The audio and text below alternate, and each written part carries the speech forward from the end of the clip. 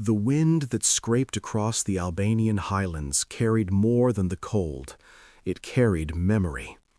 It swept over black cliffs, across the jagged ridges of the Accursed Mountains, and through villages so ancient that even the stones seemed to whisper the names of the dead. In these lands, a man's footsteps could outlive him, because the soil remembered every oath, every betrayal, and every drop of blood it had swallowed. This was a world where silence held its breath before dawn, where the crack of a rifle echoed longer than a man's heartbeat, and where honor was as heavy as the rocks that formed the mountain towers. And on one frost-bitten morning in the 14th century, a single spark of violence began a feud so enduring that its shadow stretched over generations. Welcome, viewers, to a dark corner of history where vengeance was not a choice but a duty carved into the very bones of society. Today we journey into the story of Albania's medieval blood feuds, tales of fate, honor, and the unbreakable chains that bound families to cycles of retribution. If you enjoy deep dives into hidden and haunting history, gently consider subscribing so you never miss a chapter in this 30-day exploration of the world's darkest past. Now, let us enter the mountains, where the past never dies. The valley of Shkreta lay beneath a ceiling of clouds thick as sheepskin, and the people who lived there built their homes like fortresses, stone piled upon stone, windows narrow, doors braced with iron. No locks could keep out fate, but they tried nonetheless. The villagers knew the Kanun, the unwritten code of conduct that ruled their lives with a grip stronger than any king's. It told them when to speak, when to keep silent, how to settle a dispute, and how to avenge a wrong. It promised that a man dishonored was a man erased, and that reclaiming one's name often demanded life in return. The Kanun was older than memory and heavier than sin. On that morning, Mark Jonai walked down the narrow path that led toward the communal pasture, his cloak pulled tight against the cold. He was a young shepherd, broad-shouldered, with the quiet confidence of someone who believed the world would remain simple as long as he followed the rules he had been taught.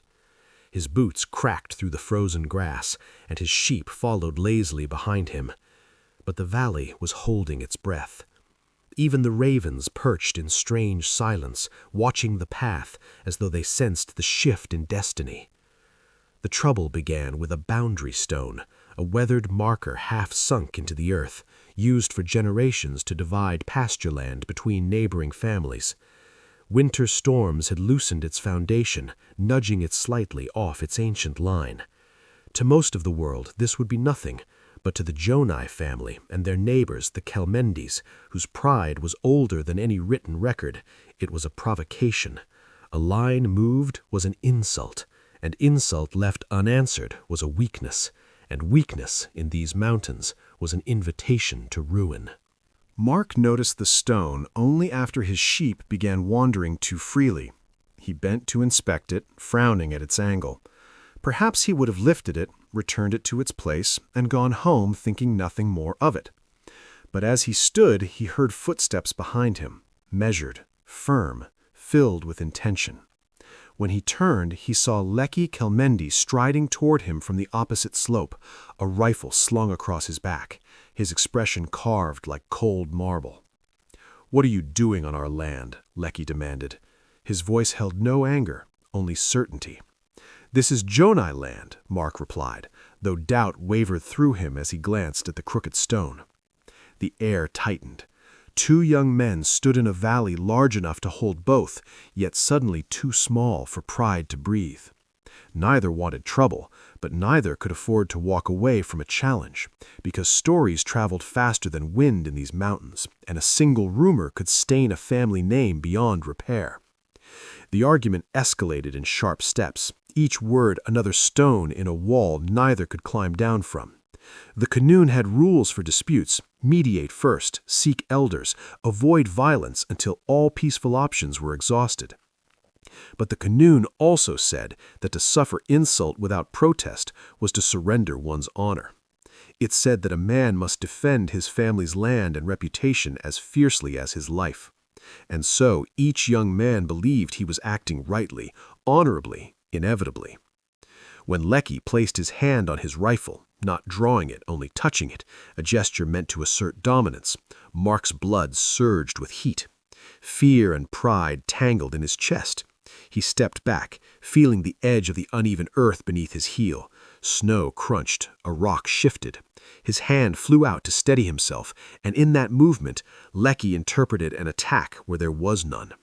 The rifle cracked like lightning tearing the sky in half. Mark fell to his knees before he understood what had happened. Red bloomed across the snow, bright and horrifically beautiful, like a wound opening in winter's white skin. His eyes widened, searching for understanding, then darkened with the knowledge that this moment would not end with him. This death would echo. This blood would not dry in silence. Lecky staggered backward, horror flooding his face too late. He had not meant to kill. He had not even meant to fire. But the mountains that never forget did not care for intent. They cared only for blood. By the time Mark's body was carried back to the Jonai home, the earth itself seemed to whisper the start of something ancient. His mother's wail rose through the valley, a sound so raw it crackled against the stone walls. His father stood rigid, jaw clenched like iron, already calculating the steps fate demanded of him. His brothers sharpened blades with trembling hands, and the Kalmendi family barred their doors, knowing what must come next. A single shot had awakened the old laws. Now the valley waited, the mountains listening for the footsteps of vengeance. Honor was older than breath in the Albanian highlands, and the mountains themselves seemed carved from its spine. After the first death in Shkreta Valley, a strange and heavy quiet settled over the land, one that stretched from the rooftops of stone houses to the high ridges where shepherds once called to one another across the wind. It was a silence not born of peace, but of anticipation, for every soul in the valley understood that what came next would not be governed by human grief alone. It would be ruled by the Kanun, the ancient code that shaped life, death, and everything between. If the mountains were the body of the land, the Kanun was its pulse, steady and unyielding, and it would now guide every step the villagers took. Welcome back, viewers, to this journey into Albania's haunting past. Today, we look deeper into the force that shaped countless lives and countless deaths, the Kanun. If these explorations into dark history captivate you, feel free to subscribe and stay with us through the shadows. Now, let us continue. The Kanun was not a book in the medieval era. It was not inked onto parchment or hidden in a scholar's library. It lived in memory, in the tongues of elders, in the gestures passed quietly from father to son. It had existed so long that no one could say where it began. Some claimed it came from the Illyrians, others from tribal leaders whose names had long faded from memory. But its power was real, and its authority was irrevocable. Villagers said the Kanun was stronger than the mountains, stricter than winter, and they obeyed it with devotion that bordered on fear. Its central pillar was honor, the invisible currency that determined a family's worth. Honor was more precious than land, more fragile than a clay cup, and more dangerous than steel. A man could lose everything and still rebuild his life, but if he lost honor, he walked the world as a ghost. In the eyes of the Kanun, an insult was not a wound to pride, it was a wound to existence, and such wounds could only be mended by blood or reconciliation, each carrying a cost that could swallow a family whole. The Jonai family, mourning young Mark's death, understood this better than anyone. Their home filled with the scent of burning tallow and crushed evergreen branches, laid across the floors to honor the dead. Mark's body lay in the center of the home, wrapped in woven cloth, his hands crossed over his chest. Women wailed inside, tearing their hair, and the men stood outside in rigid lines, speaking little, listening to the mountain wind as though it carried instructions. The Kanun told them that mourning was not the end of grief, it was the beginning of duty. In the days following Mark's burial, the house became a place of heavy footsteps and hushed conversations.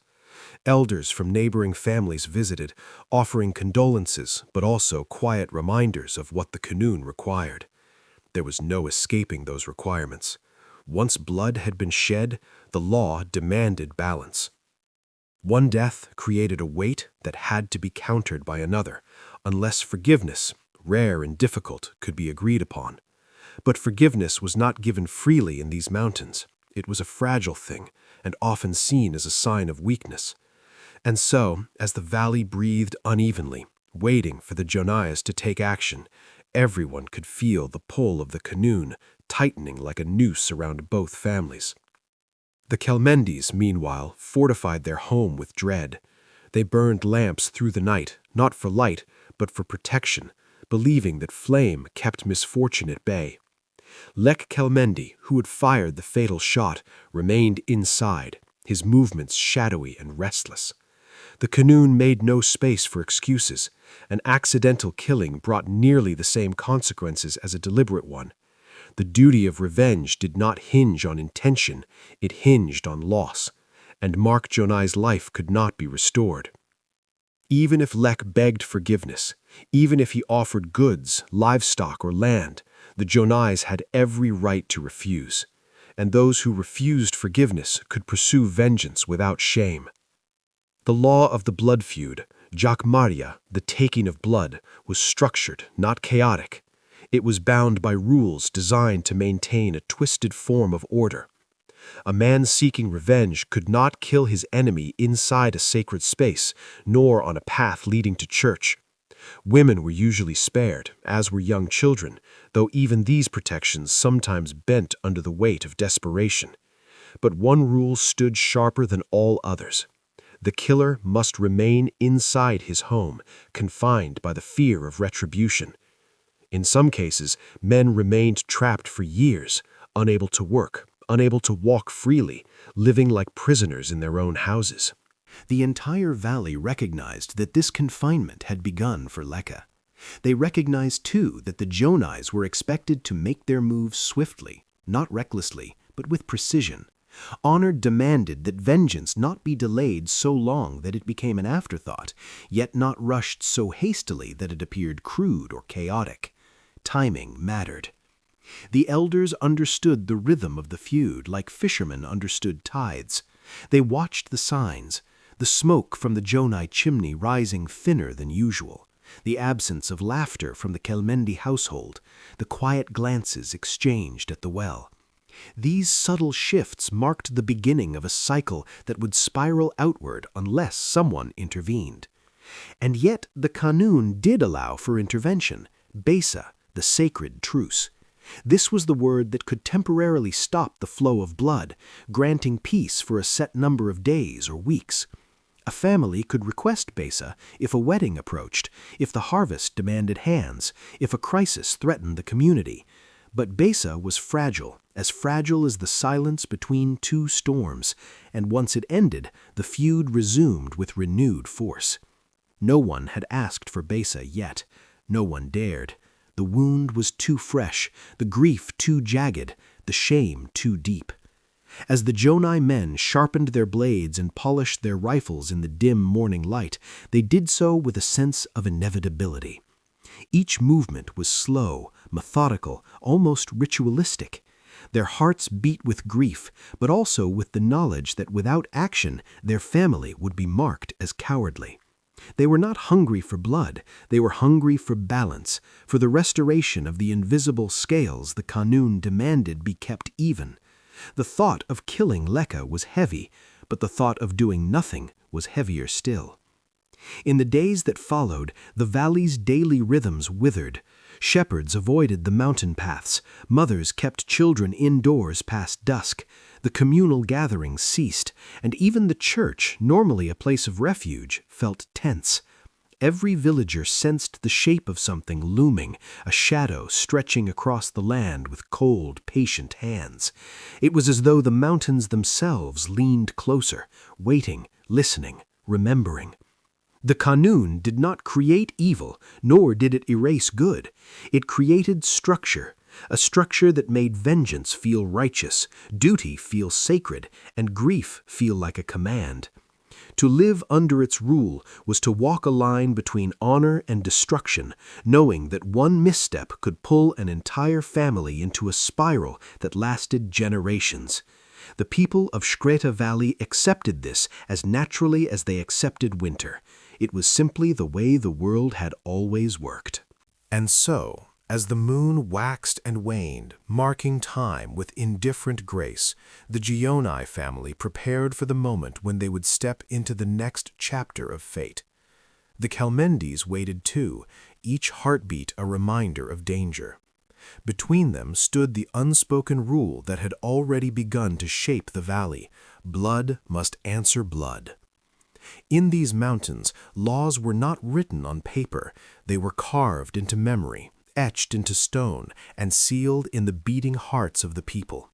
The Kanun did not merely govern life, it defined it, and now it had awakened fully, tightening its grip around two families locked in a dance older than either could remember. The mountains never forgot, and neither would this feud. The valley awoke on the morning after the burial with a heaviness that made even the air feel reluctant to move. Mist hovered over the crooked rooftops, clinging to stone chimneys like grief unwilling to leave. The snowpack that covered the slopes seemed untouched, pristine, but beneath its stillness lay the trembling anticipation of a land waiting for the next tremor of fate. Shkreta Valley had endured winters, famine, and raids from distant rulers, but nothing unsettled its bones like a fresh blood feud. A single life lost could split a world in two, and Mark Gioni's death had cleaved the valley with the precision of a blade. It was no longer simply a tragedy, it was a catalyst that would reshape the lives of everyone who lived under the shadow of the Accursed Mountains. Welcome back, viewers, to this descent into the darkest corners of medieval Albania. Today, we follow the first quiet stirrings of retaliation, the slow, inevitable steps toward a feud that would mark an entire valley. If you find these historical journeys gripping, consider subscribing so you can follow every chapter to the end. Now, let us return to the mountains. The days that followed were marked by a tension so thick it seemed woven into the air itself. People moved differently, shoulders stiff, eyes alert, breaths shallow. Paths usually filled with children's laughter were silent. Even the livestock seemed uneasy, as though sensing the shifting current of human intent. The Gioni homestead became a place of both mourning and preparation. Women tended fires that burned too hot, as if flame alone could keep dread from seeping through the walls, while the men of the family spoke in low tones outside, their silhouettes sharp against the gray sky. Old Gjergj Gioni, the patriarch, walked the perimeter of his land every dawn, leaning heavily on a carved stick that had belonged to his father and his father and his father. Though his beard was white and his step slow, his eyes retained the hard glint of a man who understood the laws of the mountains better than anyone alive. He had seen feuds before, watched neighbors fall to bullets, seen families lock themselves indoors for years, witnessed the dark cycle of grief mutating into duty. But this was different. This was his blood, his grandson, and the Kanun made no space for hesitation. Honor had been wounded, and in these mountains, wounds demanded repair. The elders from nearby villages came to pay condolence, but each condolence was laced with expectation. They spoke soft words of sorrow, yet their gazes drifted toward the rifles hung on the wall or the knives laid out beside the doorway. No one said it aloud, but each message was the same. The Gionis must respond, or lose the respect of every family in Shkreta. A family that failed to pursue vengeance became a weakened branch on the tree of community, fit to be ignored, stepped over, or taken advantage of. Honor protected more than reputation, it protected survival. Meanwhile, in the home of the Kalmendis, fear expanded like smoke choking a room. Lek, the young man whose shot had ended Mark's life, rarely left the dim corner near the hearth. His hands twitched with unease, and his face, once full of the careless certainty of youth, was now hollowed by dread. The Kanun placed a heavy weight on the killer, accidental or not, and Lek knew he was now the marked center of a storm. His family, too, understood what was at stake. They barred their doors, reinforced their windows, and prayed with a desperation that seeped into every word they whispered. The first sign that retaliation was drawing near came quietly, almost politely. A Jonai cousin visited the Kalmendi home under the guise of delivering a sheep hide that had been pledged weeks earlier. The Kalmendis accepted it with stiff caution, aware that such visits sometimes masked more dangerous intentions. But the man simply nodded, turned, and left. For those versed in the old unspoken language of the mountains, the meaning was unmistakable. The Jonais had acknowledged the offense, and a debt had been marked. The valley inhaled sharply, waiting for the next movement in the unfolding ritual of vengeance. What made feuds so devastating was not the first death, but the pressure that followed, the gnawing awareness that every action, every step, every hour could hold the weight of destiny. Children were kept indoors, men no longer traveled alone. Women performed their daily tasks with a watchful precision, as though one wrong movement might trigger disaster. The entire valley became a stage where everyone knew their lines but feared the next scene.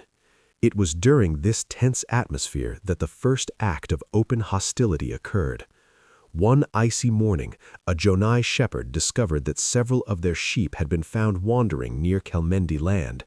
The animals bore no wounds, and the situation could have been dismissed as coincidence. But nothing was coincidence now. Everything became symbolic, a message woven into mundane events. To the Jonais, it felt like a provocation, or worse, an arrogance suggesting the Kalmendis felt no fear of retaliation. The elders met at dusk, gathered around a flickering lantern inside the Gionai tower house. Their breaths fogged in the cold air as they debated the path forward. Honor demanded action, but wisdom reminded them that rash decisions could ignite a wildfire that consumed both families entirely. Yet with each hour that passed without a response, the weight of expectation bore down more heavily upon them.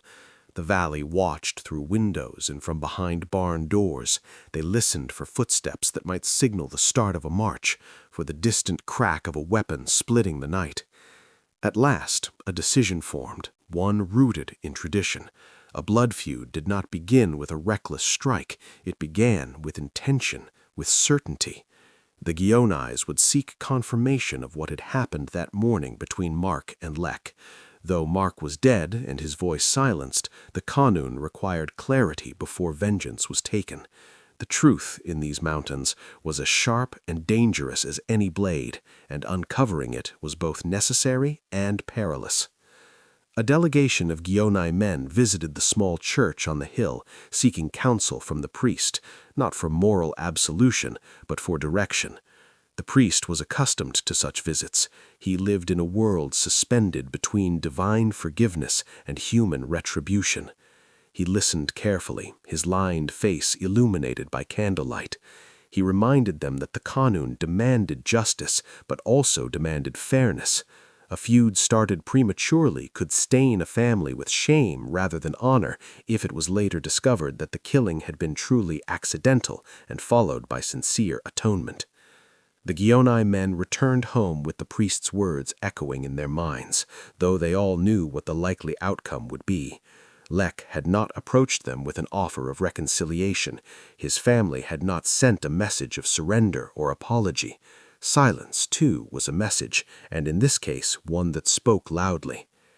It was on the 7th night after Mark's death that the valley finally shifted. Snow had begun to fall heavily, muffling the world in a blanket of white that made every sound sharper by contrast. The Gionai men, wrapped in thick cloaks, left their home under the cover of darkness.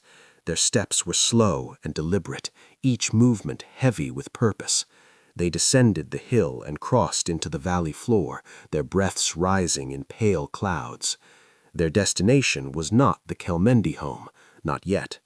Instead, they traveled to the pasture where Mark had fallen, where the boundary stones still lay crooked in the earth.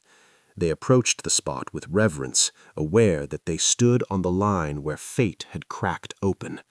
The snow around them seemed to absorb the weight of their grief, but beneath it lay the memory of blood. They stood silently for a long time, allowing the night to bear witness.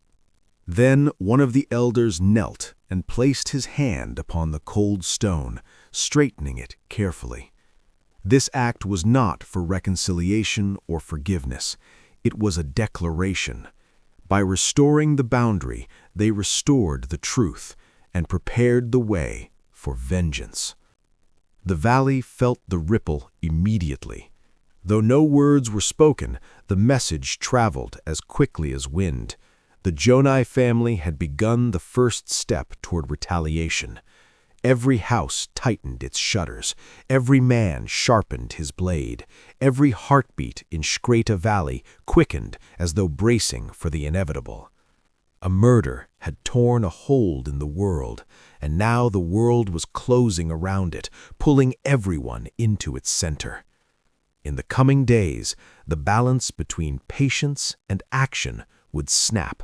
The cycle of blood would begin in earnest, and the valley would soon learn that this feud, born from one misstep on a winter morning, would grow into something no one could control. The snow that blanketed Shkreta Valley muted the world, but it could not silence the grim anticipation pulsing through every home. The land looked peaceful, too peaceful, as though nature itself feared to disturb the tension stretching between the Jonai and Kelmendi families. The mountains loomed over the valley like silent judges, their rugged faces unreadable, their patience eternal. They had seen this cycle before, countless times. They knew the path from grief to vengeance was as predictable as the shifting seasons. And now the season of blood was coming. Welcome back, viewers, to another descent into the unforgiving world of medieval Albanian feuds. Today, the forces of honor and destiny begin to entwine families in a cycle that none can escape. If you find these journeys through dark history compelling, consider subscribing so you never miss the chapters ahead. Now, let us continue where the mountains hold their breath. The Jonai men returned from the boundary stone with a solemnity that weighed heavily on the night around them. Their boots pressed deep prints into the snow, marking a path that seemed carved not just by their steps, but by the will of the Kanun itself. Inside the tower house, the family gathered in near silence. The hearth crackled with subdued flame, casting light on the men's stern faces. No one spoke of what must come next. The understanding hung between them like a thick haze. Honor demanded they act. Restraint demanded they choose wisely. The Kanun demanded they restore balance. The valley stirred before dawn, an early whisper of movement cutting through the stillness. Women watched from narrow windows, sensing the shift, though none dared speak of it. The Jonai men prepared for their first decisive step, not an attack, not yet, but an action that would tighten the snare around the Kelmendis and announce that vengeance was approaching with the quiet persistence of falling snow. At sunrise, they sent 2 men to the communal well, both armed, both solemn. The well was neutral ground, a place where families traditionally exchanged nods and polite words, even during tense times. But today, the Jonais drew water without acknowledging anyone else. Their cold silence spread quickly through the small gathering of villagers, each of whom understood the message. The Jonais would no longer share space with their rivals. The feud had begun to shape the air itself. Meanwhile, in the Kelmendi home, fear circulated like smoke struggling to escape a sealed room. The hearth fire burned too hot, its warmth unable to soothe the cold dread settling in the hearts of the family. Lek sat hunched, hands trembling slightly. He carried the weight of his mistake as if it were a stone lodged behind his ribs. His parents moved with frantic energy, trying to maintain a sense of routine, but their attempts felt hollow. Every knock of wood, every stray gust of wind slamming against the shutters made them jump. The Kanun said that once the first sign of retaliation appeared, the killer must remain inside his home, unable to step outside without risking his life. His world became walls, stone, timber, darkness. Even sunlight filtering through the window seemed to taunt him, a reminder of freedom lost. Attending livestock, tending fields, walking to church, these were luxuries he could no longer touch. His family members, especially the older men, assumed his tasks, venturing out with wary eyes, knowing the Jonais could strike at any time. But vengeance under the Kanun had rules as rigid as the cliffs above the valley. The Jonais could not attack rashly, nor could they kill anyone outside the bounds of the feud. An attack had to target Lek himself, or, if he was hidden from reach, another male relative. It created a twisted form of protection and danger simultaneously. The Kelmendis watched the paths leading to their house with ferocious vigilance, aware that a single lapse could open the door to tragedy. The first true escalation happened when the Jonai family attended the funeral of a distant cousin in a neighboring village.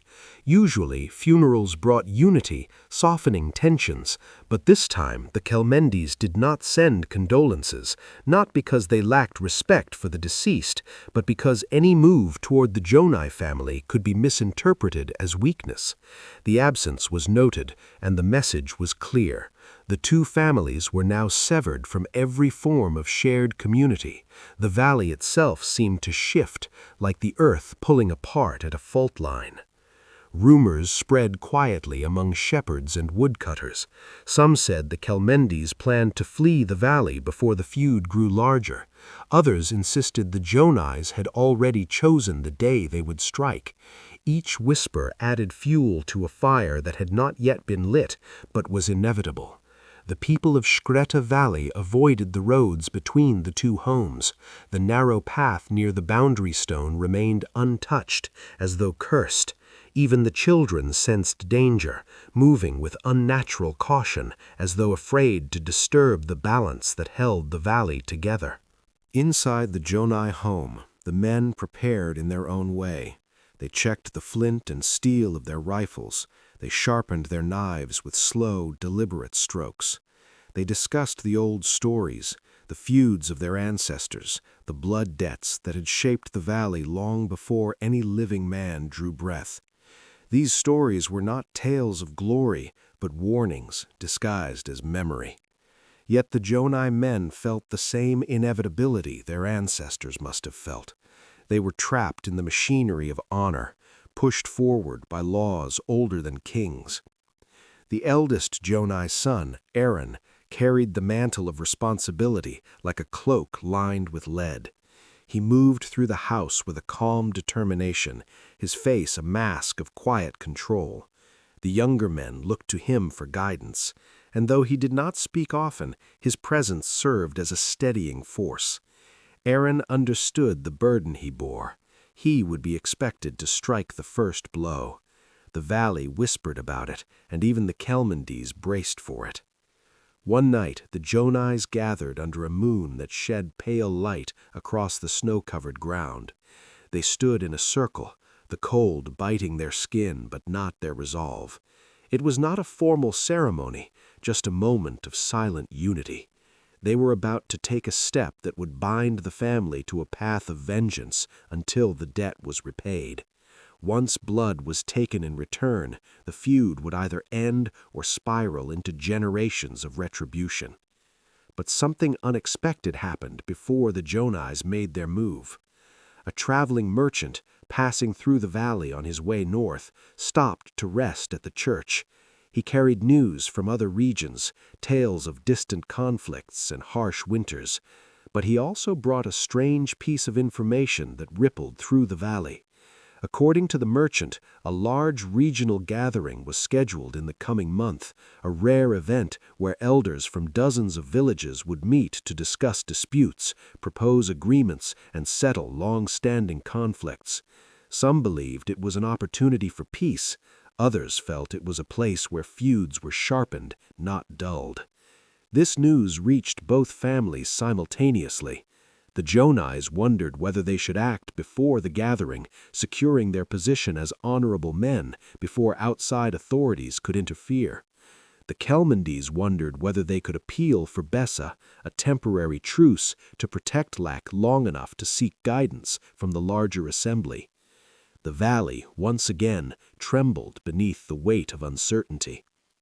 As the days passed, tension hardened like ice forming across the surface of a river. Beneath it, currents of fear, duty, and desperation churned violently. The Jonais watched the Kelmendi home with unwavering vigilance. The Kelmendis lived like shadows, confined and restless. Every footstep outside, every rustle in the brush, every shift of wind felt like an omen. Then, on a morning when fog lay thick over the valley, masking shapes and swallowing sound, the cycle quickened. A Jonai cousin spotted a young Kelmendi tending goats near the lower ravine. He was not Lek, he was a second cousin, barely 17, a vulnerable figure, an eligible target under the Kanun. The sight of him fractured the last thread of hesitation. Blood called to blood, and now the valley waited to see whose blood would answer. The fog that crept through Shkreta Valley that morning felt alive, curling around rooftops and blurring the edges of the world into a pale, dreamlike haze. But no dream lay in the hearts of the people who watched the mist drift by, only dread, heavy and patient. In the soft whiteness of early dawn, the valley seemed suspended in time, as if nature itself were bracing for the next turn in a cycle older than memory. A feud had begun, and once a feud stirred, it seeped into every crack of daily life. No corner of the valley remained untouched. Welcome back, viewers, to another chapter of the blood-bound world of medieval Albania. Today, we step inside the houses where fear and duty lived side by side, and where children learned to read danger as easily as they read the faces of their elders. If you find these journeys through dark history gripping, feel free to subscribe so you never miss the chapters ahead. Now, let us walk into the house, where doors were no longer symbols of privacy, but fortresses. The Jonai home had always been a place of noise, children running across wooden floors, goats bleating from the pens, men calling out to each other across the yard. But since Mark's death and the slow tightening of the feud, the house had transformed into something else entirely. It was no longer a home, it was a citadel, a shelter carved from stone and necessity. Every crack in the wall had been inspected, every latch reinforced, every window checked twice. Inside, the air felt thick and unmoving, as though afraid to disturb the solemnity that had taken root.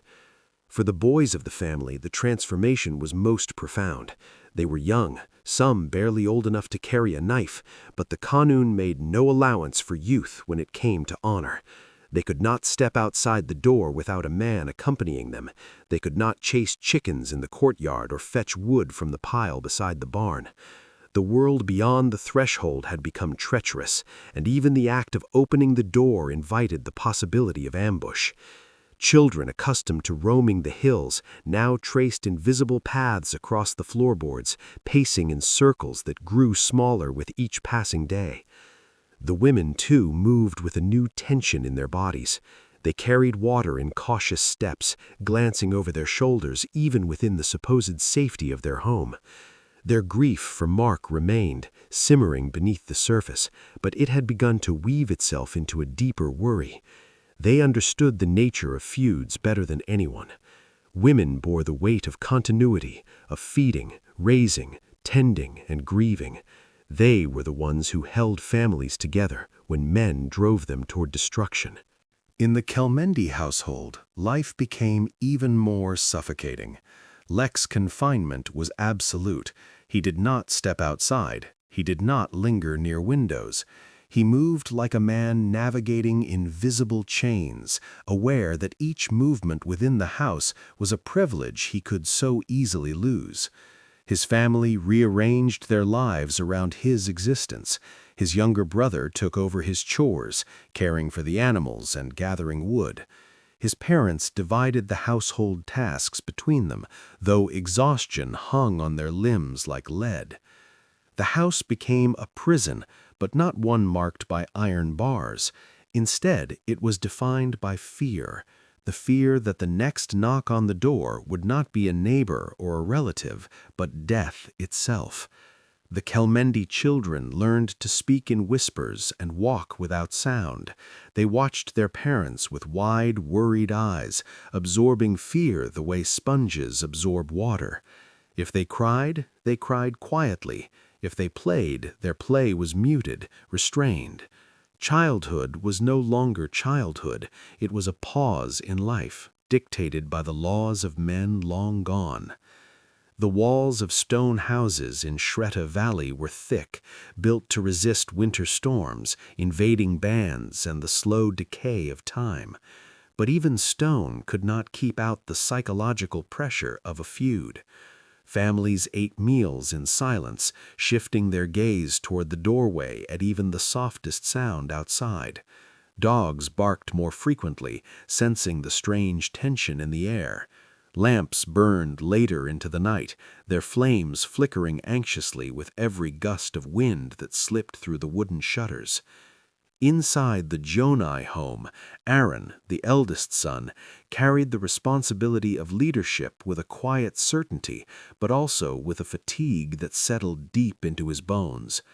The Kanun rested on his shoulders like a mantle too heavy for any single man to bear. He trained the younger boys to recognize danger without breeding panic in them. He taught them to listen to the patterns of footsteps outside, to interpret the shift of the wind, to understand that survival depended on caution more than strength. Meanwhile, the elders met often, their discussions growing sharper as days passed. They spoke of timing, strategy, and balance, but they also spoke of the valley itself, of how a feud once begun had the power to trap families in cycles of waiting. Waiting was its own kind of suffering. Waiting eroded hope. Waiting made time feel like a blade pressed against the throat. As the days turned into weeks, the outside world grew smaller. Winter held the land in its grip, offering little distraction. Fields lay barren beneath snow. Livestock huddled in sheds. The mountains towered above, indifferent and immovable. Villagers from other families also felt the constraints. They could not openly visit either home without risking being seen as aligned with one side or the other. The social fabric of the valley tightened and frayed simultaneously, like cloth pulled too taut. For the Janai boys, confinement began to wear on their spirits. They missed the taste of fresh winter air. They missed running along the frozen riverbanks, climbing trees slick with frost, chasing each other through the snow. Instead, they sat inside, carving small wooden figures, listening to the adults speak in tones that felt heavier than the walls surrounding them. Slowly, they began to understand the weight of their family's grief and the expectation of vengeance that awaited them when they grew older. Though no blood had yet been shed in retaliation, the feud had already begun its slow work of reshaping lives. It shaped days into rigid schedules and nights into fearful vigils. It shaped children into shadows and men into sentinels. It shaped homes into fortresses where life stood still, waiting for the next blow to fall. The first true tightening of the feud came when a distant relative of the Kelmendis, an older man with no direct involvement in the conflict, ventured into the northern forest to gather firewood. He was seen by a Janai cousin, his figure barely visible through the interlaced branches. The cousin did not act, but his silence afterwards sent a clear message. Everyone connected to the Kelmendi blood mine was now potential prey. The valley learned of the encounter through whispers, and the Kelmendi family understood that the boundaries of safety had shrunk further still. This kind of fear had consequences that went beyond immediate danger. It seeped into dreams, it haunted meals, it robbed people of rest for sleep. The Kelmendis began sleeping in shifts, taking turns watching the doorway. The Janais also took turns keeping vigil, not out of fear, but out of readiness, because the moment of vengeance would eventually come, and they intended to meet it with the clear focus that honor demanded. Yet amid the suffocating fear and heavy anticipation, there was something else growing, an exhaustion that settled into every soul. A feud did not just kill bodies, it drained spirits, it drained hope. It made every day feel the same, an endless repetition of caution, grief, and waiting. And then, in the valley's most suffocating moment, a new sight appeared. A lone Kelmendi cousin, barely 17, venturing out again with goats, a young life dangling on the edge of inevitability. His presence outside the safety of the Kelmendi home signaled desperation, or perhaps naivete. Either way, the sight rippled through the valley like a cold wind. The Janais noticed. The houses of locked doors held their breath.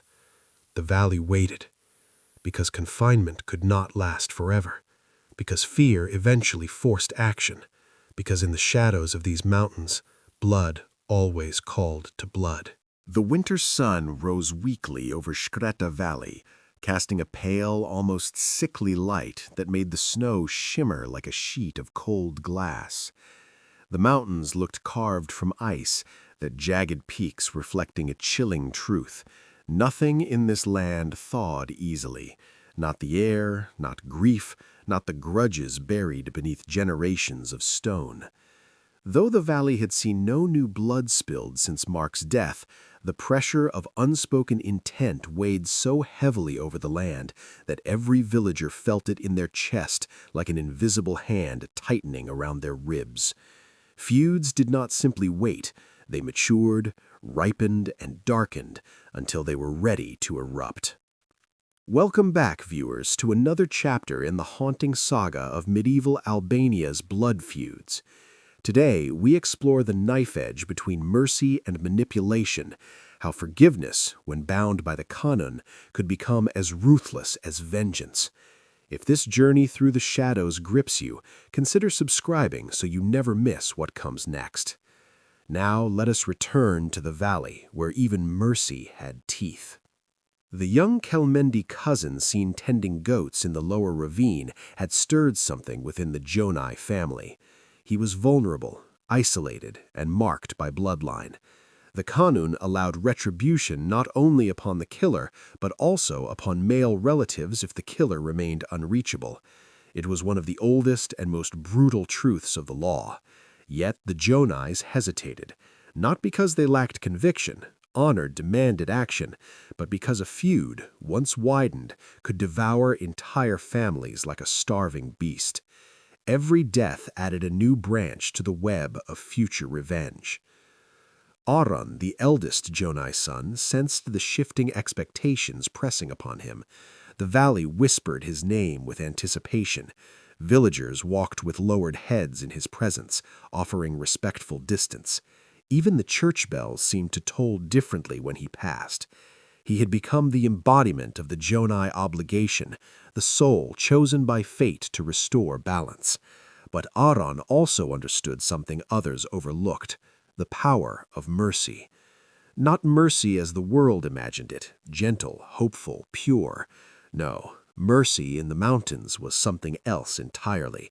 It could be a trap disguised as generosity, a weapon wielded to corner a rival, a strategic pause that allowed a family to collect information, gain allies, or expose weaknesses.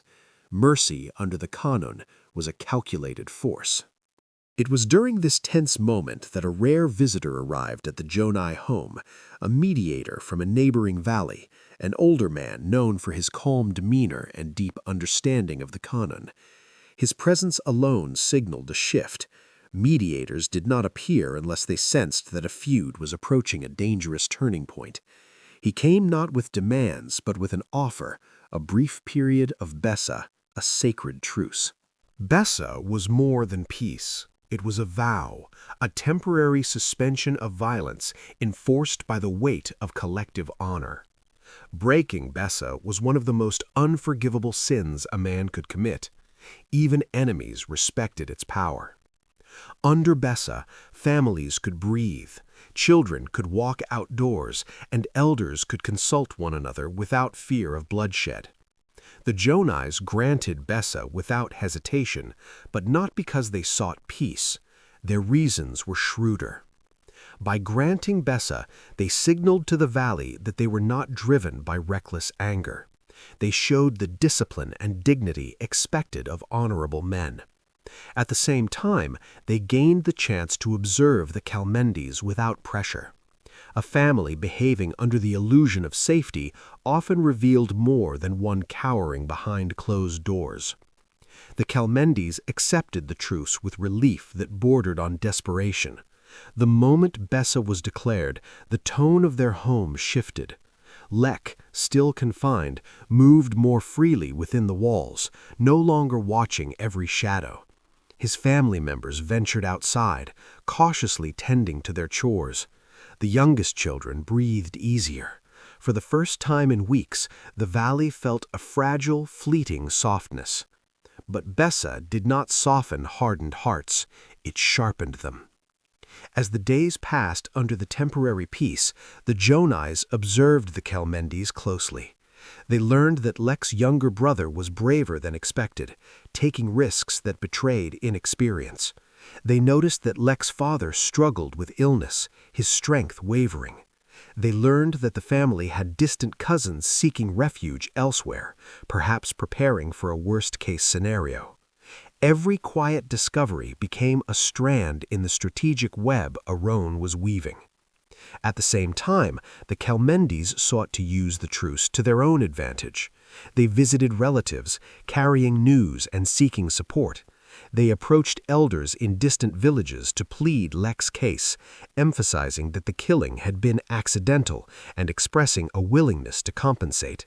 They attempted to gather sympathy, not to evade justice entirely, but to argue for leniency, perhaps even to negotiate forgiveness. In this way, both families maneuvered beneath the calm surface, each trying to shape the future without breaking the present. But mercy was never meant to last. When the days of Besa ended, a palpable shift ran through the valley like the first tremor before an earthquake. The truce dissolved into the wind, leaving behind the raw reality of unresolved tensions. Doors that had briefly opened closed again. Children who had run short distances outside returned to the confinement of their homes. Mothers held their sons a little tighter. The valley braced itself. What neither family expected was the storm that followed. On the first evening after Besa expired, a Kelmendi cousin set out to deliver grain to an elderly aunt whose home lay at the edge of the valley. He believed the Jonais would not strike so quickly, thinking they would observe a respectful pause after the truce. But Blood Feuds respected neither timing nor assumptions. A cousin, a distant relative, still carried the weight of Lek's guilt. The cousin's path wound through a narrow corridor of birch trees, their trunks ghostly in the fading light. Snow muffled his footsteps, and the cold tightened his lungs with each breath. He carried the grain sack slung over one shoulder, unaware that his journey had already been noticed. A Jonai scout, positioned on the ridge to study Kelmendi movements, spotted him and alerted the others. Aaron moved silently through the forest, his mind balanced between purpose and the grim heaviness of what he was about to do. He knew this moment would define the next chapter of the feud. He knew the valley was waiting for the first crack of retribution, and he knew the burden of legacy rested on this precise choice. Yet when he reached the clearing and saw the boy, barely older than the youngest Jonai cousins, something flickered in his chest. Not pity, not weakness, but clarity. Mercy could be a weapon. If he killed this boy, the feud would expand uncontrollably, tying countless relatives into the spiral of vengeance. The conflict would become wider, older, hungrier. But if he spared him, if he let him pass unscathed, the message would be magnified tenfold. The Jonais were in control. They struck when they chose, not when opportunity merely arose. Their mercy would become a threat more potent than violence. The boy passed through the forest unharmed. The valley trembled with confusion. Had the Jonais lost their resolve? Had they changed their minds? No one knew. No one dared ask. But the Kelmendis felt the weight of uncertainty settle heavily upon them. Mercy in this moment was not a kindness. It was a shadow waiting patiently at the door. Within their home, Aaron's family understood his decision. The elders nodded grimly. Mercy had been used not to save a life, but to deepen the psychological grip of the feud. The Kelmendis were left wondering not if the Jonais would strike, but when and upon whom. Fear redoubled its hold on the valley.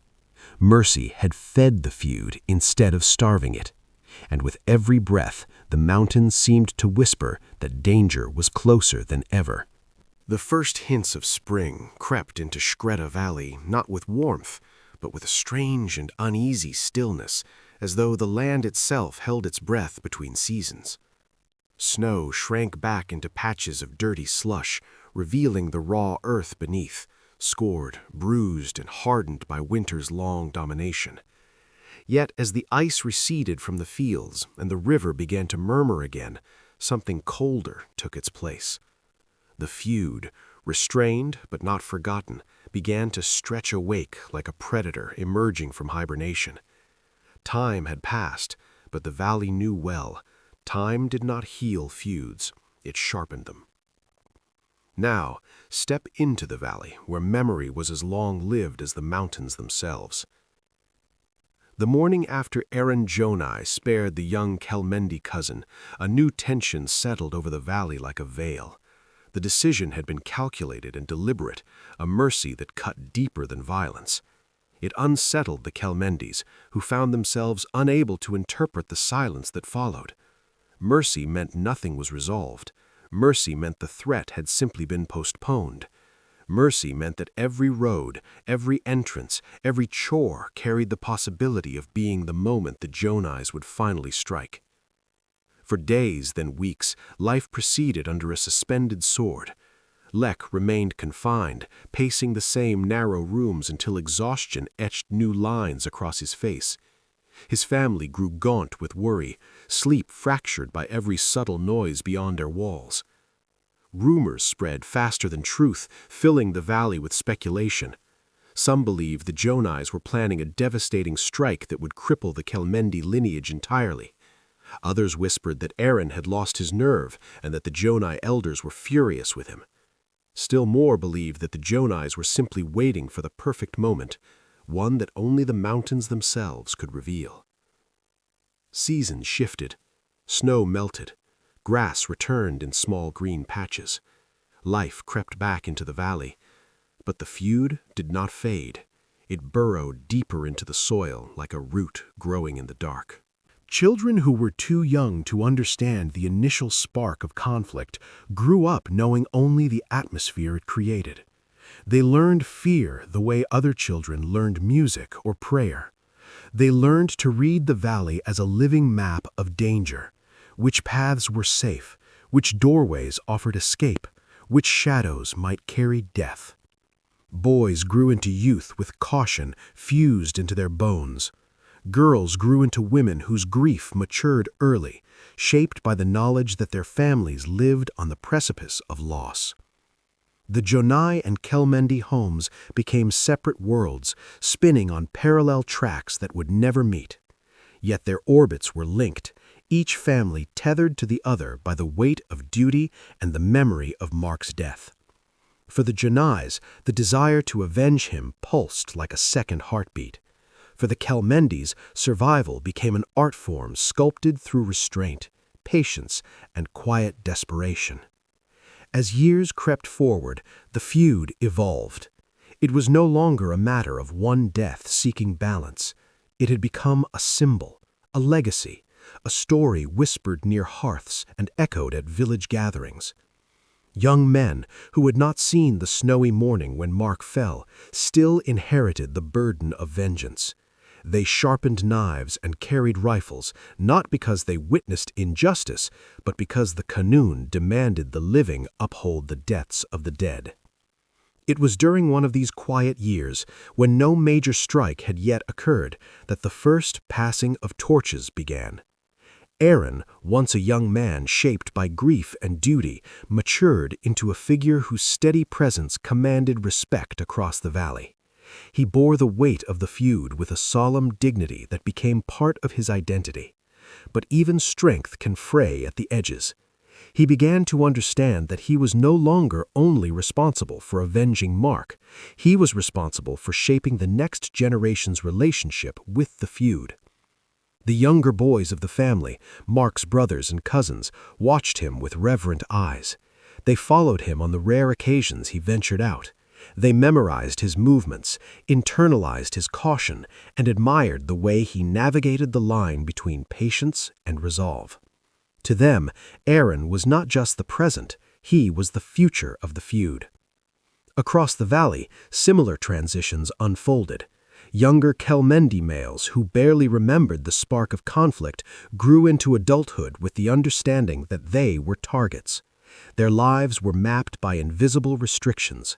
They learned to move in silence, to anticipate danger, to accept that they were marked not for anything they had done, but for the blood they carried. Generations were being shaped by a fight they did not begin.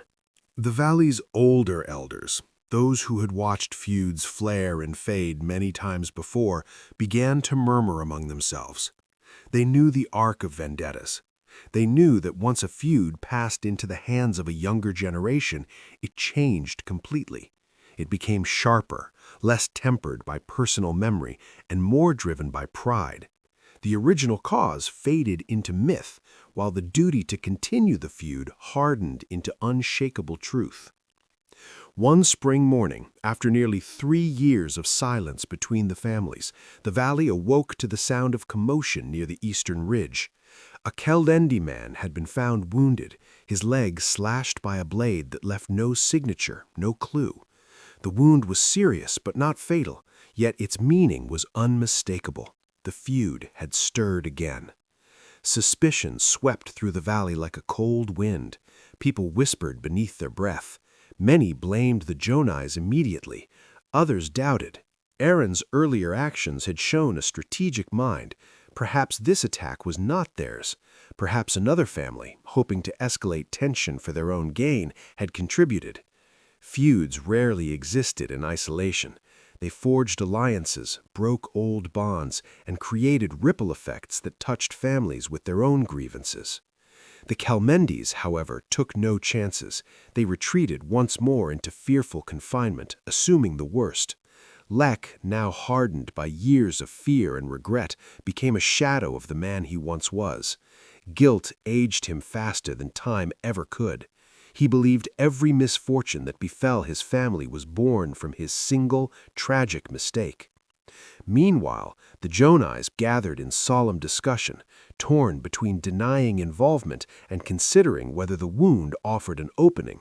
The attack had not been fatal, an opportunity that could be interpreted in countless ways. It could be seen as a warning. It could be a test. It could be the first spark of a new phase of the feud. Aaron, now older and carrying the weariness of a man twice his age, made a decision that stunned even the most seasoned elders. The Janais would not claim the attack. They would not deny it either. The ambiguity served them. It unsettled the Kelmendis, unmoored their certainty, and deepened the psychological weight pressing down on them. The valley murmured in confusion. Even the mountains seemed unsure how to read this strange new stage. For the first time, the feud had surpassed the boundaries of individual grievances. It had become an entity of its own, a force that neither side fully controlled, but both continued to feed. More years passed. Boys became men, men became elders, elders died and were replaced. Yet the feud endured, stretching across time like a dark thread woven into the fabric of valley life. At funerals, weddings, seasonal gatherings, every interaction between the families carried centuries of expectation.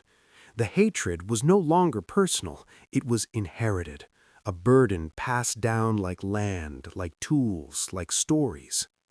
And eerie as it seemed to those who lived within its grasp, the feud no longer belonged to any single person. It belonged to the valley itself. And the valley was not done with it yet. The first dawn of Ottoman rule rose over the Albanian highlands not with the blare of trumpets or the march of armies, but with a strange quiet, an uneasy calm that settled across villages like a thin veil. The mountains did not bend easily to foreign power.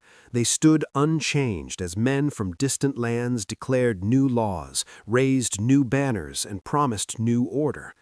But in Shkreta Valley, where grievances ran deeper than roots and honor was older than the empire itself, no conqueror could extinguish the fire of a blood feud simply by claiming dominion. Feuds did not bow, they endured.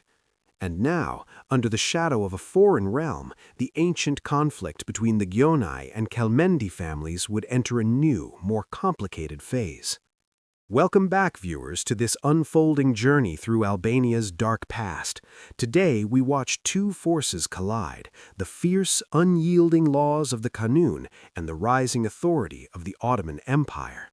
If you've been following this story and wish to stay with us through the remaining shadows, consider subscribing to continue the journey.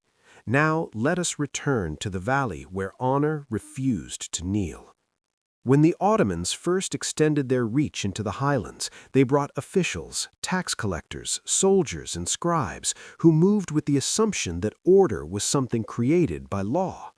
But the highlanders of Albania had always lived under another kind of law, one organic and ancestral, carried in memory and codified in blood. The Kanun had ruled for generations before any empire ever crossed these mountains. It governed life with precision, shaping everything from how homes were built to how vendettas were pursued. It was not simply followed, it was believed. The Ottomans quickly learned that nominal control meant little in the jagged interior of the Balkans. Their decrees might shape trade routes and markets, but within the walls of villages like Shkreta Valley, the Kanun was the true ruler. Ottoman governors stationed in nearby towns were warned to tread carefully. They could tax livestock, demand soldiers, and enforce punishments for crimes, but they could not unravel the invisible chains that bound families to centuries-old grievances. By the time the Ottomans reached the valley in earnest, the Gyonai-Kelmendi feud was no longer a simple wound. It had become a scar etched across generations. New children bore the last names of families they had never met. Old men remembered the spark that started it only through stories passed through weary tongues. Yet the weight of vengeance remained heavy on every heart. Foreign rule did not slow the feud. If anything, it sharpened it. Where imperial authority sought to impose structure, the feud pushed back with a stubborn insistence that local law was paramount. Ottoman commanders saw the feud as a threat, uncontrolled, unpredictable, and potentially destabilizing. But their attempts to intervene were half-hearted. They understood that forcing reconciliation in the highlands was like forcing water to flow uphill. Some envoys attempted diplomacy, offering to mediate disputes or levy fines instead of blood payments, but neither family accepted. Blood debts could not be negotiated by outsiders. Both families used the arrival of Ottoman rule to their advantage, however, in subtler ways. The Gyonais, known for their strategic patience, observed the empire's growing influence with a hunter's eye. They understood that the Ottomans wanted peace, not for the sake of justice, but to preserve order and keep tax flows consistent. That meant soldiers would intervene only if violence spilled into public or economic domains. Quiet killings, hidden strikes, and carefully chosen targets would attract less imperial attention. The Kelmendis, meanwhile, were wary of new power, but also saw opportunity in the shifting landscape. Some of their distant relatives sought positions within the Ottoman garrisons, hoping that association with the new rulers would earn protection or at least hesitation from the Jonai family. Yet this move carried danger. Ottoman alignment could be perceived as cowardice, a reliance on foreign strength instead of ancestral honor. The valley grew more complex. Every action had layers of meaning. Every silence held potential threat. As years unfolded under the empire's watch, the feud adapted to survival beneath foreign scrutiny.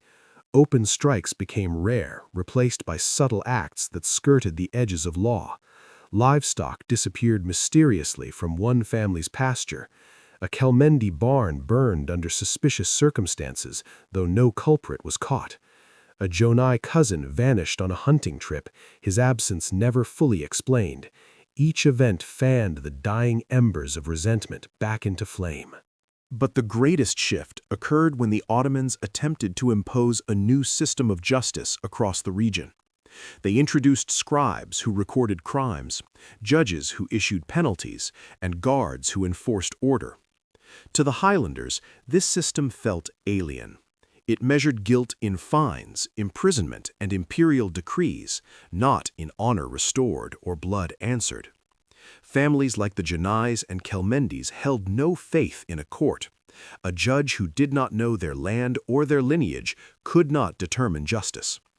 And so, a strange dual existence emerged. By day, villagers paid taxes, greeted Ottoman officials politely, and abided by the rules imposed upon them.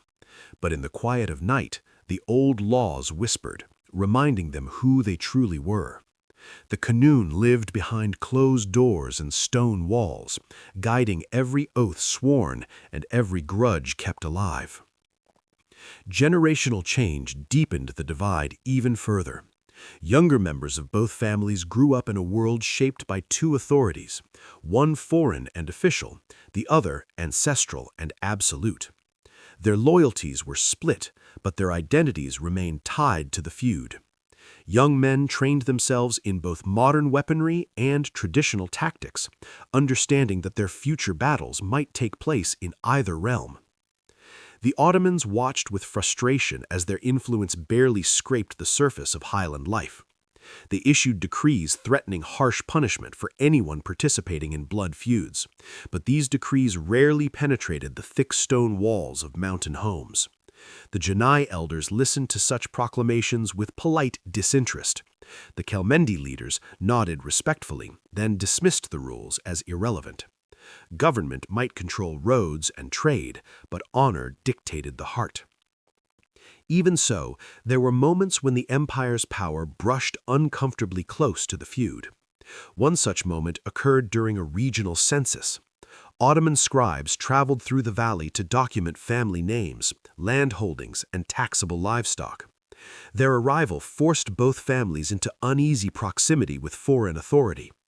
Questions were asked, pointed questions about household members, missing sons, unexplained absences. The scribes wrote everything down with careful strokes, unaware of how dangerous their curiosity might be. Aaron Janai, now a mature patriarch himself, answered the scribes with practiced calm. Yet beneath his steady exterior burned the knowledge that the empire's gaze could disrupt the delicate structure of the feud. If the Ottomans learned too much, they could intervene. Intervention could lead to arrests, forced relocations, or worse, public reconciliation ceremonies meant to extinguish vendettas. But vendettas were not flames. They were roots. They could not be pulled out by decree. Likewise, in the Kelmendi home, Lake, now grayer, older, and hollowed by decades of confinement, watched the scribes with a quiet dread.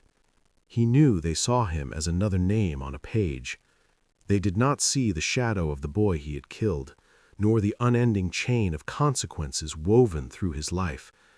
To the empire, he was simply one man. To the valley, he was still the spark of everything. When the scribes left, both families exhaled in relief. The empire had come close, but not close enough. Years continued to fold into each other. Children became parents, parents became stories, and the feud, though quieter under Ottoman watch, refused to die. It lived in glances exchanged in the market. It lived in the way boys were taught to walk the roads with caution. It lived in the absences marked at village celebrations. It lived in the way that every member of each family understood one truth: the debt still lived. Even under the largest empire in the world, even under foreign banners, even beneath new laws written in ink and enforced with steel, the law of the blood feud remained unbroken. The women of Shkreta Valley were the quiet heartbeat beneath the thunder of every feud, unacknowledged by the Kanun, yet woven into every moment shaped by it. They carried grief the way the mountains carried snow, steadily, silently, with a weight that never melted. While men brandished rifles and sharpened blades, the women bore the invisible scars that outlasted every battle. And though they were forbidden from spilling blood in the name of vengeance, they carried the power to ignite feuds, to sustain them, and sometimes to end them. In a valley defined by violence, their voices were often hushed, but their influence echoed far beyond the walls of their homes. Welcome back, viewers, to another descent into the shadows of medieval Albania. Today, we step into the world of the women whose strength shaped feuds more deeply than any weapon could. If you find this journey gripping, consider subscribing so you never miss what lies ahead in the final chapters. Now, let us return to the valley where silence was its own form of power. Decades had passed since Mark Jonai's death, and the feud that followed had grown older than many of the men who now carried its burden. But the women remembered every moment, every name, every cost. In homes thick with smoke and tension, it was the women who tended to the wounds, physical, emotional, ancestral. They were the custodians of memory, the keepers of stories, and the ones who whispered warnings into the ears of young boys destined to inherit the feud. For the Jonai family, the women's grief over Mark never faded into the background. His mother, Mara, aged with sorrow carved into her face like the deep lines that cut across the valley cliffs. Though she had once been known for her laughter, time had drained color from her spirit. She carried the memory of her son not as a fading pain, but as a living wound. Her mourning became a map for her daughters and granddaughters, a lesson in loyalty, resilience, and the silent expectation that honor must be repaid. Yet Mara was not alone in her grief. Kelmendi women, too, suffered beneath the weight of their own memories. Lek's mother, Drita, lived under the same roof as the man whose mistake had condemned their family to years of fear. Her hair turned white early from worry, and though she never raised her voice, her presence shaped the household. She knew that her son's act, unintentional though it was, had set their lives on a path that would never again know true peace. Each day she rose before dawn, performing her chores in strained silence, her heart heavy with guilt she could neither express nor resolve. The Kanun assigned women specific roles: keepers of the home, caretakers of children, protectors of hospitality. But beneath these duties lay the truth. Women carried the emotional weight of feuds far more heavily than men. Their days were filled with tasks that never slowed, not even in times of greatest danger. They prepared meals for sons who could not leave the house. They stitched clothing for husbands who slept with weapons beside their beds. They guided children who grew up with a sense of dread baked into their every breath. They mourned in silence, often at night, when the valley was still and their grief could be released without drawing attention. And yet, despite their expected restraint, there were times when women fanned the flames of vengeance with a quiet ferocity that could rival any man's. Among the families of the highlands, it was widely known that a mother's tears were among the strongest forces of the Kanun. A grieving mother could shame a hesitant son into action. Her sorrow could ignite resolve. Her silence could destroy peace. A single look, a whispered memory, or the presence of an empty chair at a table could stir a son's heart toward revenge, even when logic warned against it. This truth was seen clearly in the Jonai home. When Mara sat before the hearth during cold evenings, rolling beads through her fingers in a prayer she had repeated thousands of times, the younger men of the family watched her with reverence. Her pain reminded them of their duty. Though she never uttered a word demanding vengeance, her mere existence nudged them forward. Women were not meant to influence blood feuds directly, but the mountains knew that influence came in many forms. Yet the women's role was not always to stoke the fire. Sometimes they were the only ones who could smother it. There was a tradition in the highlands that allowed women to intervene in moments of potential violence. It was said that if a woman stepped into the path of vengeance, her presence alone could halt a man's hand, for striking a woman was forbidden by the Kanun and brought severe disgrace. This unwritten protection became a secret power more potent than steel. In rare moments, a wife stepping into a doorway or a mother placing her hand on her son's arm prevented a killing that would have extended a feud for decades. Not all women used this power, however. Some believed stopping vengeance dishonored the dead. Others feared that mercy would be misinterpreted as weakness. But among them existed women who saw the feud not as an honor-bound duty, but as a suffocating shadow preventing the valley from breathing freely. She watched children grow up afraid. She watched women aged with grief. She watched men carry rifles instead of farming tools. And she wondered whether the mountains had truly intended for life to be lived this way forever. Illyra began to speak quietly among the women, gathering their thoughts, listening to their worries. She understood their fears, but also sensed the beginnings of something new, a desire for peace, not rooted in cowardice, but in exhaustion. Women rarely had the chance to express such sentiments, but Illyra gave them permission to voice what had long been forbidden, the possibility that the valley could be free from the chains of this ancestral feud. Her influence grew slowly, like the first wildflowers pushing through the soil after winter. She did not confront the men or challenge the Kanun. Instead, she built a quiet alliance among mothers, widows, and daughters, women who bore the heaviest costs, who understood that vengeance rarely ended the suffering, but often multiplied it. At the same time, another force stirred in the valley, one even more unusual and deeply rooted in ancient tradition, the Virginesha, or sworn virgin. These were women who, for various reasons, took an oath of lifelong chastity and lived as men, assuming male roles within society. Though rare, they emerged in times of necessity, when a family lacked a male heir, when danger demanded leadership, or when a woman sought to escape the constraints imposed upon her gender. In the Kelmendi family, as the feud continued to choke their lives, one such woman appeared, Liana, a cousin who had witnessed the feud that ate away at her brothers and nephews. She took the oath, donned male clothing, cut her hair, and became a protector of her household. While the Kanun forbade women from participating in blood-taking, the Virginesha existed in a unique gray space, male by oath, female by birth, and governed by a code all their own. Liana's presence changed the balance in subtle ways. She could walk the roads that young Kelmendi men could not. She could manage livestock, attend gatherings, and negotiate on behalf of the family without fear of being targeted. Her transformation unsettled the valley. Some saw her as a blessing, others saw her as a warning.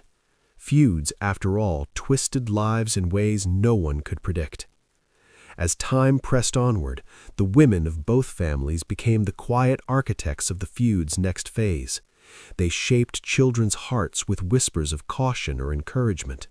They tended to the wounded and buried the dead. They stitched clothing for sons preparing for danger. They hid fear behind firm expressions. They waited for news in the darkest hours of the night. They bore the weight of every choice made in the name of honor. And in the shadows of their kitchens and courtyards, they shaped the future of the valley in ways no blade ever could. But the feud was not done. The valley was not finished with its suffering. The mountains still watched, waiting for the next turn of fate. The morning that would change Shkreta Valley began with a sky the color of ash, neither dark nor light, as if the heavens themselves were caught between remembering and forgetting. A cold wind slid through the ravine, rattling the bare branches of early spring, and the ground trembled faintly beneath the weight of something long overdue. Feuds did not end easily in the highlands. They dragged across generations, carving their way into the soil, the bones, the memories of everyone who lived within the reach of the mountains. Some believed a feud could never truly die, it could only sleep. But on this morning, for the first time in decades, the valley felt a strange, cautious hope, an uncertainty that smelled like thawing snow after years of unbroken frost. Now let us return to the valley, where, after generations of suffering, the chains of a feud strain under the possibility of release. The Jonai Kelmendi feud had grown older than many of the men now carrying its weight. The original spark, Mark's death, had passed into the realm of legend. Children heard about it in whispers. Young men learned about it as part of their inherited duty. Elders remembered fragments, their memories softened by time and sharpened by repetition. In truth, the feud had outlived every motive that had sustained it. Only the Kanun remained, demanding repayment for debts few could fully recall. Aaron Jonai, now a man of deep lines and quiet authority, had become the living pillar of his family's honor. His early restraint, his strategic mercy, his unbreakable loyalty to the Kanun, these had defined the trajectory of the feud for years. But time had changed him. He had watched generations grow up within walls of fear. He had watched mothers bury sons. He had watched men die for reasons that no longer carried the same weight they once had. And somewhere in the silence between one winter and the next, he began to question whether honor truly needed blood, or whether there was another way to reclaim it. On the other side of the valley, Lek Kelmendi, once a young man filled with fear and regret, had become almost a myth. He had lived the majority of his life confined within his home, a prisoner to a mistake he never intended to make. His hair had turned white long before age demanded it. His body had grown frail, softened by the absence of sunlight and the presence of grief. His life had become a long, unbroken vigil, waiting for danger, waiting for justice, waiting for forgiveness that never came. But as the empire's influence shifted, as families fractured and reformed, as new generations grew tired of inherited fear, murmurs of something unexpected began to ripple through the valley. Reconciliation. It was not a word that the Kanun embraced easily. Reconciliation required courage, humility, and a willingness to dismantle the architecture of vengeance that had shaped the valley for decades. But the elders, those who had watched the feud swell and shrink like a living beast, began to wonder whether the time had come. Their bodies had grown tired, their spirits wanted peace, and the children, who had never known life without fear, deserved a future not carved from the mistakes of ancestors. The first step came from an unexpected source, a group of valley elders who gathered in the stone church on the hill, a place that had witnessed generations of grief without being able to ease it. They lit candles, recited prayers, and then spoke quietly of peace. They were not naive. They knew peace would not be won easily, but they also knew the valley's survival depended on it. Aaron was summoned to the meeting first. He listened in silence as the elders spoke. His face remained unreadable, carved from the same stone as the mountains above. When they finished, he sat for a long time, staring at the flickering candle flames. He had spent a lifetime carrying the feud on his shoulders. To release it would require strength far greater than vengeance. The Kelmendis were summoned next. Lek, supported by his son and cousin, made the journey in slow, painful steps. It was the first time in decades he had walked freely beneath the open sky. The valley watched him pass with a mixture of shock and unease. A man confined for most of his life was suddenly exposed to the world again. It felt like witnessing a ghost. When the Jonais and Kelmendis entered the same sacred space together, a hush fell so deep over the valley that even the wind stopped to listen. The reconciliation ritual that followed was ancient, older than both families, older than any written record. It required both sides to stand before witnesses. It required the acknowledgement of past wounds. It required the symbolic breaking of weapons, the offering of bread, and the exchange of oaths sworn by the breath of ancestors. But most importantly, it required something that no law, no empire, no scripture could force: sincerity. The elders began the ceremony. Aaron and Lek stood across from each other. Their bodies carried decades of burden. Their eyes carried decades of stories. Between them lay the heart of a feud that had shaped generations. Lek did not speak, but his bowed head carried a lifetime of remorse. Aaron's steady silence carried a lifetime of restraint and unspoken suffering.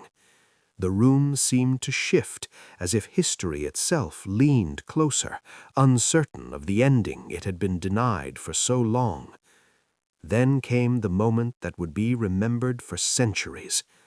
Aaron stepped forward.